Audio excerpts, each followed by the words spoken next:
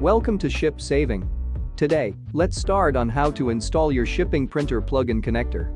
Go ahead to click the printer plugin box under the guide page. The software package is 124 MB. Please be sure that you have enough space for the downloads. Open the download file and it will show a pop-up board. Please click more information and click runs anyway.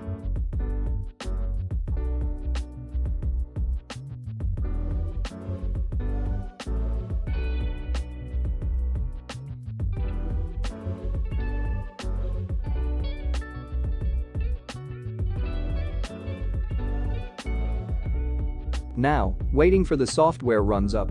Usually, it takes 5 to 10 seconds. Please make sure the ShipSaving plugin is running. You can easily check it by searching for our pink rhino icon under the taskbar. Then go to your local section under settings to configure printers and paper size.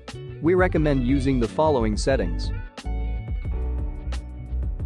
Little hint: please wait 3 to 5 minutes to let the plugin run smoothly after you start your computer. Thanks for watching, bye.